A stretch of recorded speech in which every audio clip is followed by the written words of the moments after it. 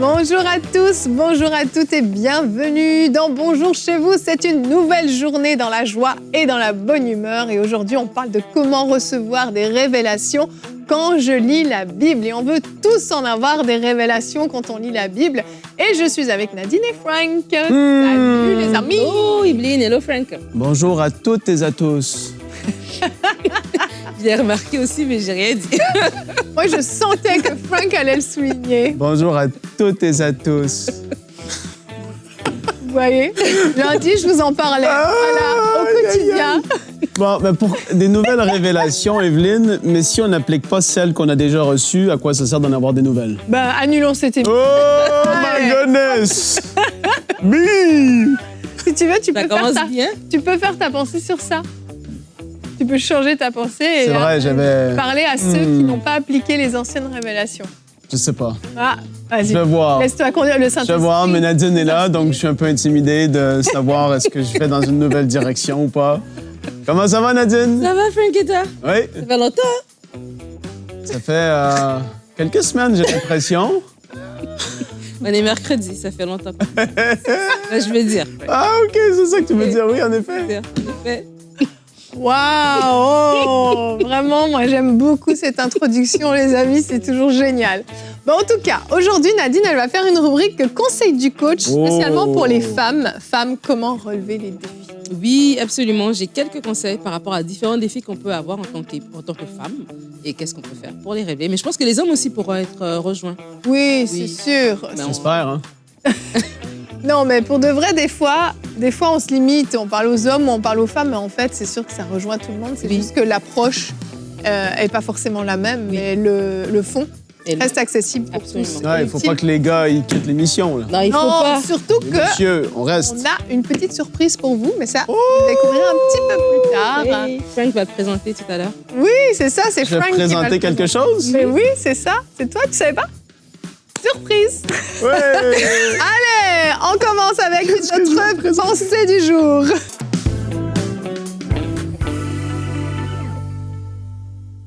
Et je vais rester sur ce que j'avais prévu, Evelyne, Oh, zut. pour ma pensée du jour. Mais ça fera un thème de notre émission, peut-être. Oui, c'est vrai. Donc, Jacques, chapitre 1, verset 23-25, super passage, allez le lire, mais je lis juste le verset 23, « Car si quelqu'un écoute la parole et ne la met pas en pratique, il est semblable à un homme qui regarde dans un miroir son visage naturel. » Bon, je vais aller au verset 24 aussi. « Et qui, après s'être regardé, s'en va et oublie aussitôt quel il était. » Ça, c'est ce que la parole fait dans notre vie, c'est un miroir. Et elle amène des révélations sur qui on est. Et parfois, c'est pas agréable. Et ceux qui l'ont déjà vécu disent « Amen Amen. ». Nadine? Amen, je l'ai dit. Ah, OK, c'est bon. Parce que la parole, c'est ce qu'elle fait, elle nous amène à être de plus en plus comme Jésus. C'est son travail, c'est son œuvre. Et c'est qui est-ce qui le fait? Qui est-ce qui révèle la parole? C'est le Saint-Esprit. C'est lui qui, lorsque tu la lis, va faire ouvrir tes yeux et tu vas « Wow, j'avais jamais vu cette réalité, cette chose qui était là. » Et justement, en fait, j'ai envie juste de te donner soif aujourd'hui. Je veux te pousser à désirer recevoir quelque chose de frais et de nouveau pour ta vie. Au début de l'émission, j'ai ri, mais je l'ai dit avec un fond de vérité. Si tu as reçu quelque chose, une révélation de Dieu, te concernant personnellement, c'est-à-dire pas forcément venant de la parole écrite noir sur blanc qui te révèle quelque chose, mais qui t'a parlé te concernant, il t'a révélé sa volonté te concernant et tu n'as rien fait avec. Je l'ai dit en riant, mais c'est la réalité. Attends-toi pas à recevoir quelque chose de nouveau à tous les semaines si tu n'appliques pas et si tu ne vas pas dans le sens de la direction que tu as reçue de la part de Dieu. Maintenant, son désir, c'est qu'il veut nous révéler des choses. Et 1 Corinthiens, chapitre 2, les versets 9 à 12 le dit explicitement. Mais comme il est écrit, ce sont des choses que l'œil n'a point vues, que l'oreille n'a point entendues. Mais qu'est-ce que j'aime ce passage? Parce qu'il donne soif. En tout cas, moi, tous les fois que je l'entends ou que je le lis, je me dis, mais c'est fou, il y a des choses qu'on ne peut pas imaginer que Dieu en réserve pour nous. Il y a des choses que sont présentement cachées, voilées. C'est comme si, par-dessus mon téléphone ici, il y aurait comme un voile qui est là et qui veut juste enlever. Il veut ôter ce voile et c'est comme si soudainement, c'était juste devant toi et là, tes yeux voient. Tes yeux voient une nouvelle facette de Dieu. Tes yeux voient un plan que Dieu en réserve pour toi. Tes oreilles entendent une parole prophétique te concernant et tu fais « ça fait brûler ton cœur. Il y a quelque chose en toi qui s'éveille. » Tu fais « wow, je veux en savoir plus. » Et c'est ce que ce passage dit, que l'oreille n'a point entendu et qui ne sont point montées au cœur de l'homme des choses que Dieu a préparées pour ceux qui l'aiment. Dieu nous les a révélées par l'Esprit, car l'Esprit sonde tout, même les profondeurs de Dieu. Et là, ça continue et ça nous dit, justement, qui connaît les choses de l'homme, si ce n'est l'homme, mais qui va connaître les choses spirituelles si ce n'est pas l'Esprit de Dieu en nous qui va nous les révéler. Et je veux t'encourager à être quelqu'un spirituel, qui a une soif, un désir de recevoir quelque chose de nouveau. Vous savez, il y a beaucoup de nouvelles choses qui peuvent être dites concernant la parole. La révélation ultime, c'est celle de Jésus-Christ, le Fils qui a été envoyé sur la terre, qui est mort pour nos péchés, qui a pris notre place alors que nous, on méritait d'être séparés d'avec Dieu éternellement. Il nous a réconciliés, il est le médiateur, il est celui qui a accompli cette œuvre parfaitement. Ça, c'est une révélation de la parole qui est extraordinairement, c'est la plus grande qu'on peut recevoir et qu'un être humain peut recevoir parce que lorsqu'elle est révélée, elle amène une nouvelle naissance dans la vie d'une personne. Lorsque Dieu te révèle quelque chose te concernant par la suite, ça, c'est qu'est-ce que la parole fait. Maintenant, quand Dieu te parle personnellement et te révèle quelque chose te concernant, tu dois l'accueillir et tu dois foncer dans cette direction. Mais je veux t'encourager à avoir soif et à désirer quelque chose de plus aujourd'hui. Désire et sache que Dieu a quelque chose que tes yeux n'ont pas encore vu, que tes oreilles n'ont pas encore entendu. Il y a une parole fraîche pour toi. Où est-ce qu'elle va se trouver? Dans sa présence, dans sa parole. Et alors que tu vas désirer et aspirer après ces choses, c'est là qu'il va enlever le voile et qu'il va te révéler quelque chose de nouveau. Mais c'est entre tes mains de désirer, de chercher, de courir après cette chose. Hallelujah! Merci, Frank. Praise the Lord! Yeah! I'm hungry. Je vois ça. Vas-y. Lâche-toi. Notre verset du jour, c'est dans Jean 14 au verset 26, nous dit « Mais le Consolateur, l'Esprit Saint, que le Père enverra en mon nom, vous enseignera toutes choses et vous rappellera tout ce que je vous ai dit. » Preach. En fait, pour faire non, je ne vais pas preacher, mais tu peux y aller. Elle a repoussé mon truc. Je ne me laisserai pas animer par ça. Vas-y, Evelyne, vas-y. Je resterai posée avec mon style. Pour faire suite à ta pensée, Frank, il est déstabilisant aujourd'hui. Le Saint-Esprit vient, en fait, justement, comme tu le disais, nous révéler les choses. Vient ôter ce voile. Et c'est vrai que moi, personnellement, j'ai lu un peu la Bible avant d'être née de nouveau. Et j'ai lu la Bible, bien sûr, après être née de nouveau. Mais c'était incroyable, en fait, le changement. J'ai fait du catéchisme et tout ça. J'ai grandi quand même avec mes parents. On lisait un peu la Bible avant de dormir. Et puis, bon, ça me semblait toujours des mots compliqués. C'était bizarre. Et puis, j'avais l'impression que, je sais pas, c'était pas actuel. C'était un peu... Bon, je comprenais pas grand-chose. Et je me souviens, quand je suis née de nouveau, mais c'était fou. Je prenais ma Bible au travail, j'allais voir des clients sur la route et tout. J'avais ma pause dans ma voiture, j'avais toujours ma Bible dans ma portière. J'ouvrais ma Bible et toutes mes pauses, c'était ma Bible. Et j'étais là avec mon marqueur et puis je mettais de la couleur et puis je lisais. Puis tout à coup, c'est des mots qui te sautent aux yeux, des révélations qui viennent, et là, t'es béni, t'es édifié. Puis c'est tellement encourageant de voir comment, oui, c'est vraiment le Saint-Esprit qui donne vie à la parole de Dieu et qui vient ouvrir nos yeux sur des vérités qu'on ne peut pas comprendre, en fait, par nous-mêmes avec notre intelligence. On peut lire la Bible de manière très intellectuelle, trouver ça intéressant, trouver ça un beau livre historique. Ah ouais, tiens, je ne savais pas qu'il se passait des choses comme ça. Ah ouais, c'est très philosophique, très spirituel. Mais en fait, ça ne produit rien en nous. Mais le Saint-Esprit, quand il est présent en nous, il vient donner vie à ce qu'on lit. Et là, oui, ça devient des révélations, ça devient des vérités en nous. Et ça vient renouveler notre intelligence, ça vient mettre des fondements solides en nous, qui va faire qu'au fur et à mesure de notre vie chrétienne, eh on va se développer, on va avancer. Et moi, je pense même que... Vas-y. Ah, vas-y. Non, c'est bon. Non, j'allais juste dire que même pour recevoir des révélations dans la parole, il faut ne pas être fermé. Des fois, on est dans une société, on veut toujours entendre des choses qui vont dans le même sens que nous.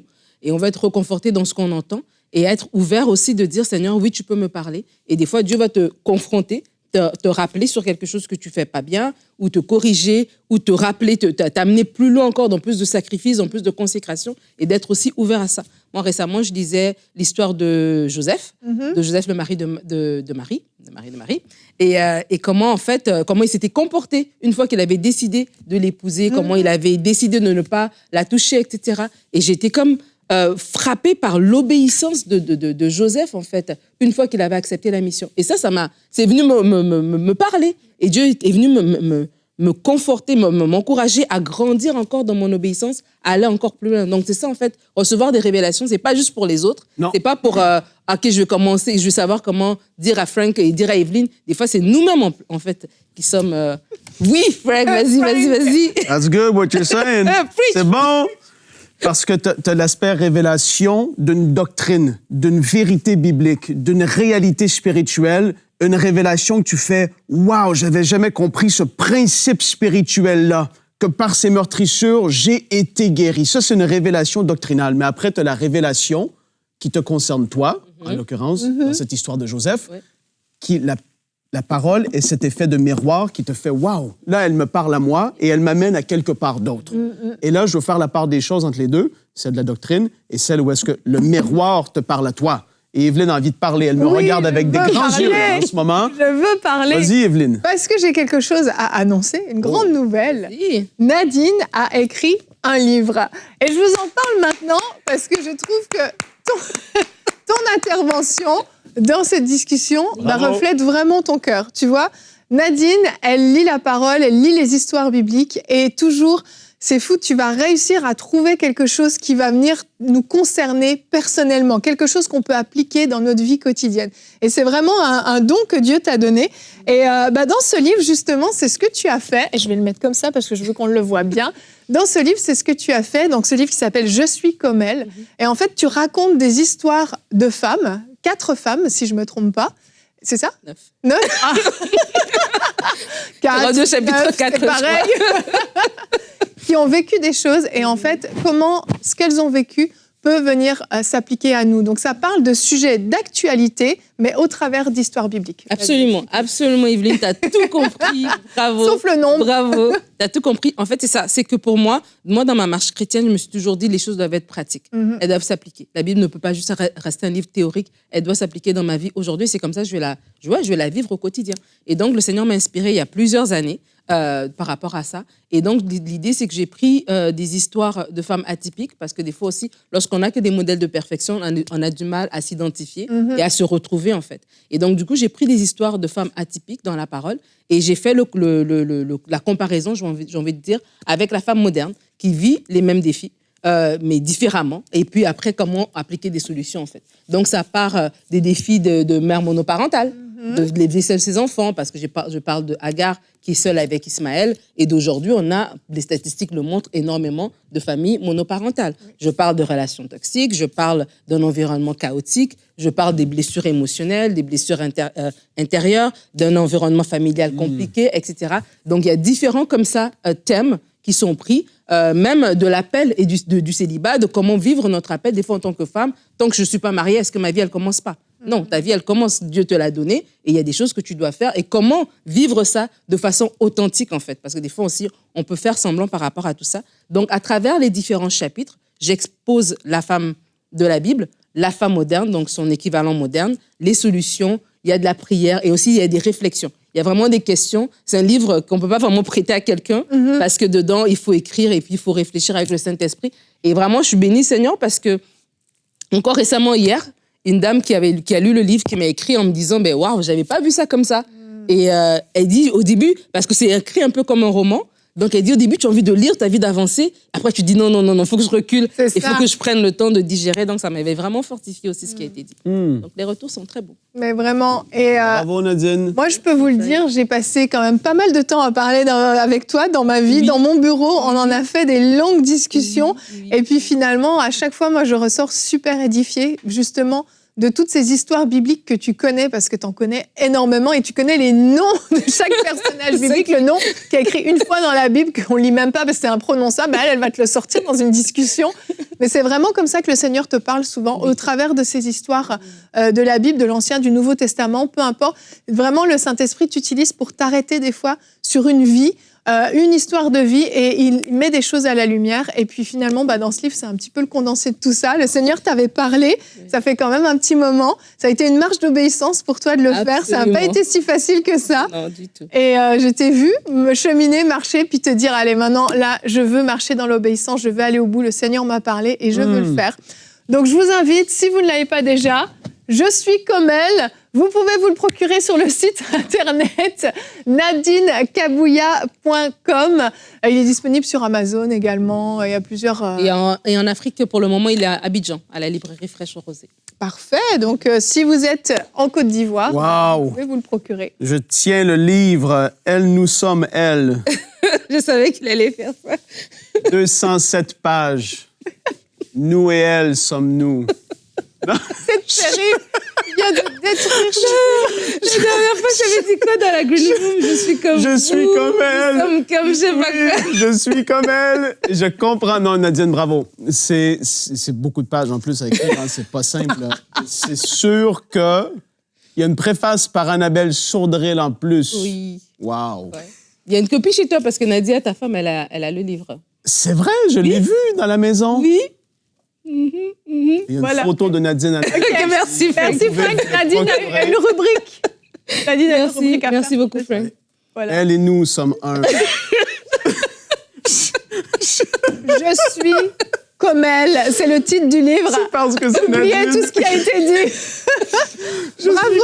On est Bravo, fiers vraiment de toi. Nadine. Merci. On est Non, très, très c'est fiers énorme, de toi. c'est énorme. Vraiment. Énorme, et ça va bénir beaucoup de gens, je suis certain. Amen. Absolument. Certain. Et on va enchaîner avec une rubrique pour les femmes. Oui. Ça va avec, si on veut, et t'es à ce cœur pour les femmes aussi. Donc on enchaîne avec la rubrique Conseil du coach.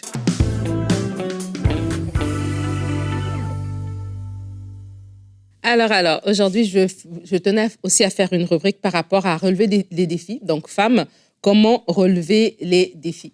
Et on a fait une émission en début de semaine en disant que c'est Aurélie qui disait que les épreuves arrivent et les défis, des fois, vont faire partie de la vie. Si vous vivez un défi, vous n'êtes pas disqualifié. Vivre un défi ne veut pas dire que, voilà, vous êtes moins bonne que les autres, vous êtes moins intelligente ou bien vous avez moins de chance, entre guillemets.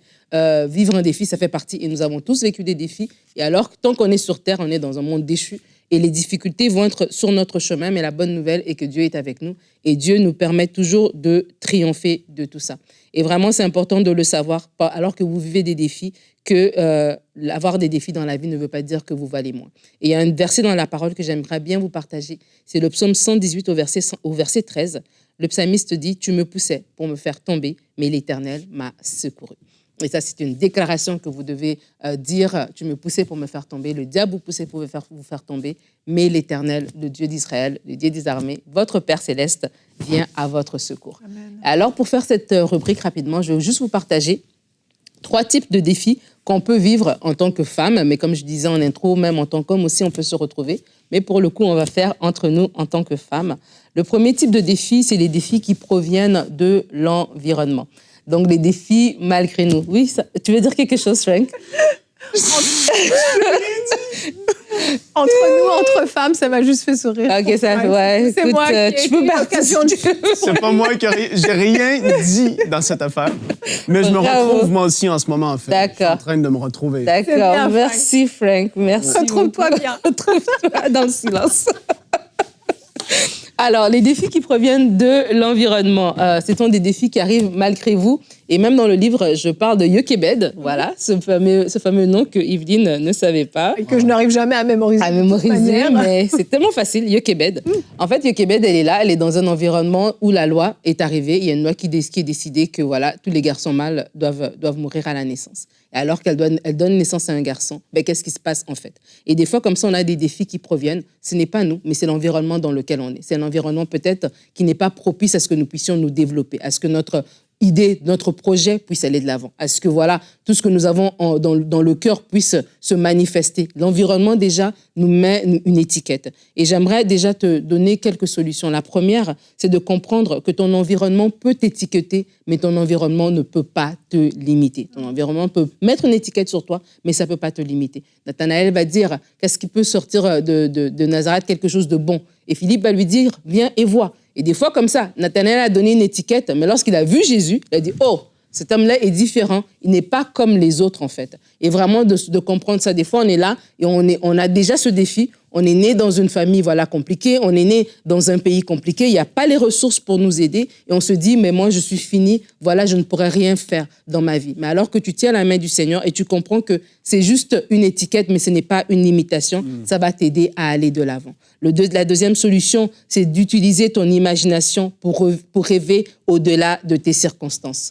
Je me rappelle un grand pasteur ici au Québec faisait ce témoignage. Un jour, il était venu prêcher à notre église et il disait en fait qu'il avait grandi dans un quartier un peu chaud, on va dire, de Montréal, et il habitait dans un sous-sol. Et alors qu'il regardait toujours par la fenêtre les gens passer, il se disait, les gens marchent et les gens vont toujours marcher sur sa tête, en fait. C'était ça la pensée qu'il avait alors qu'il habitait là. Et à un moment donné, il a réussi à passer par-dessus cette façon de voir les choses. Il a réussi à utiliser son imagination justement pour rêver au-delà de son quartier, au-delà de son appartement, au-delà de son environnement familial. Et c'est quelque chose que tu dois faire. La troisième chose, c'est de travailler. Travaille pour affiner ton don. Tu as probablement un don, un talent. Tu te dis, il n'y a rien qui peut faire que ça va se développer, mais travaille déjà, étudie, développe-toi. Frank, il a un veston. Sur son veston, il y a un petit logo. Cette personne-là, ce joueur-là, son témoignage, c'est qu'il jouait plus que les autres. Alors que la pratique était peut-être de 4 heures, il arrivait plus tôt. Il se pratiquait avant, il se pratiquait après. Et c'est sa détermination, cette discipline, cette constance qui l'a aidé à émerger et à détonner, en fait, de son environnement. Et à la fin de la journée, c'est ça. Alors que ton environnement ne te prédispose peut-être pas, travaille, étudie, affine tes dons, spécialise-toi, prends le temps qu'il faut et tu vas voir que le Seigneur va te permettre de t'en sortir. Un autre type de défi qu'on peut vivre sont les défis qui proviennent de nos erreurs. Et dans la parole aussi, on voit l'histoire de Rahab, par exemple, qui a commis des erreurs. Et voilà, elle s'est retrouvée dans une posture pas très agréable, mais elle a réussi à s'en sortir. Pourquoi ? 3 solutions que je te partage rapidement. C'est la première, c'est de choisir de ne pas regarder dans le rétroviseur de ta vie.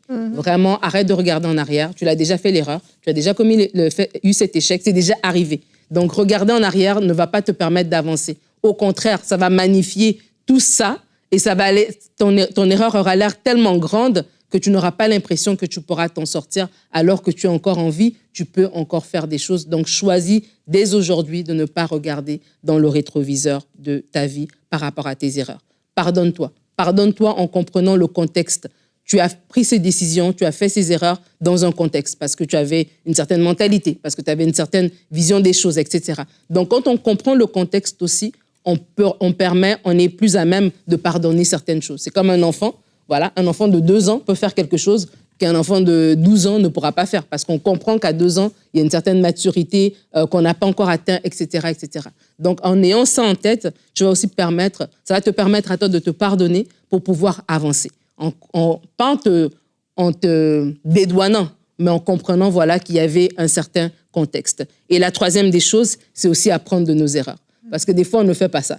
On se pardonne, mais on refait les mêmes erreurs. Pourquoi ? Parce que la tentation, la situation se présente dans une autre forme, mais le fond reste le même. Et du coup, nos réactions restent les mêmes. Et donc, c'est important d'apprendre de nos erreurs. Tu as fait quelque chose, tu as commis une erreur qui a causé des défis dans ta vie. Qu'est-ce que je peux apprendre de cela ? Comment je suis ? Est-ce que je suis une personne qui ne pose pas de questions, qui ne demande pas d'aide, qui s'entête ? Qu'est-ce qui a fait que j'ai pu me retrouver dans cette posture-là ? Lorsqu'on apprend de nos erreurs, on est en mesure de triompher de nos défis lorsqu'ils vont se représenter sous une autre forme. Et les troisième types de défis qu'on peut vivre, ce sont les défis qui proviennent des actions des autres. Lorsque nous sommes une victime collatérale dans la vie. On parle d'Abigail dans la parole, qui était une victime collatérale de son mari, qui était un peu foufou. Et lorsqu'on est comme ça, une victime collatérale des choses, on vit des défis, mais ce n'est pas nous. C'est les gens qui ont pris des décisions qui nous ont affectés. C'est important aussi, j'aimerais t'inviter à prendre ta vie en main. Tu n'es pas venu accompagner quelqu'un sur terre. Tu ne pourras pas te présenter devant le Seigneur en disant « Seigneur, je ne t'ai pas suivi parce que X et Y et Z, etc. ont fait des choses. » Tu devras répondre de tes propres actions. Tu devras répondre de tes propres paroles. Et c'est important aussi de prendre sa vie en main, de commencer à verbaliser les choses, de ne pas juste les subir, mais avec sagesse, commencer à verbaliser les choses. Choisis le camp de Dieu. Choisir le camp de Dieu, c'est marcher dans l'honneur par rapport à sa parole, c'est marcher dans les principes par rapport à sa parole et de comprendre, non, le Seigneur m'a donné une vie, Je ne suis pas une victime collatérale. Je vis des choses, peut-être que je suis entourée de rebelles et je suis en train de faire des choses et je vis des défis dans ma vie, mais c'est parce qu'il y a des portes qui ont été ouvertes. Mais à partir d'aujourd'hui, je choisis la bonne part. Et vraiment, à travers les différents défis que nous vivons, comme je le disais dans ce verset de psaume, que lorsque l'ennemi nous pousse pour nous faire tomber, le Seigneur vient à notre secours. Donc, à travers cette rubrique, je voulais tout simplement t'encourager en te disant, en tant que femme ou en tant qu'homme, comme Frank est ici, on va quand même le considérer, que les défis peuvent venir vers toi. Mais le Seigneur qui est avec toi est plus fort que ces défis. Et alors que tu t'outilles de la bonne manière, alors que tu prends le temps d'avoir les bonnes réflexions, les vraies réflexions authentiques, tu vas voir que le Seigneur va t'outiller pour t'en sortir parce que c'est son cœur en tant que père responsable de prendre soin de ses enfants. Et il veut prendre soin de toi et il veut t'aider à te relever de tout ce que tu peux vivre. Merci beaucoup Nadine, merci pour cette rubrique sur les défis et on sait combien on peut en rencontrer dans la vie de toutes sortes de manières et j'ai particulièrement bien aimé ton point sur Rahab parce que c'est vrai que c'est une erreur qu'on commet très souvent et je pense que des fois c'est encore plus féminin que masculin mais de tellement se condamner pour le passé, de revenir tout le temps sur le passé et puis de ne pas se faire grâce, de ne pas se pardonner. Et je pense que ça, c'est un des grands pièges de la femme ou de l'homme, bien sûr. Hein, mais je crois que c'est assez féminin, cette attitude-là. Et on manque de grâce parfois envers nous-mêmes. Très belle rubrique, en tout cas, Madame Kabouya. Merci beaucoup. Très belle rubrique, Nadine. Bravo encore pour ton livre, Une bénédiction pour les femmes. Amen. Et ça va permettre de grandir. Tu veux le représenter, Frank ? Ouais. Je sens que tu as envie de le reprendre, là.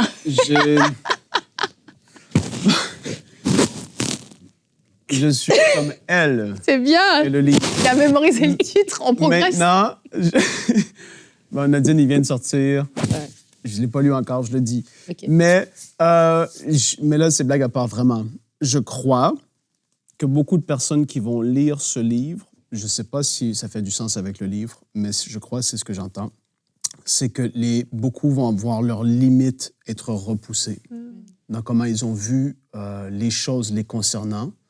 Je crois que ça va étirer les limites et enlever même les limites que tu t'étais posées. Et je crois que le Seigneur va utiliser le livre de cette façon-là. Amen. Dans tous les cas, le Seigneur l'utilise puissamment. Amen. Amen. Merci, Seigneur. Mieux vaut la fin d'une chose que son commencement. Tu en es la preuve aujourd'hui, Frank. Merci. Demain, on ne sera pas seul, on sera accompagné de Samuel Jérémy Gingras. Vous commencez à le connaître. Qui est ce gars ? Il vient de temps en temps nous rendre visite sur Bonjour chez vous et on va parler de comment gagner mes enfants à Christ.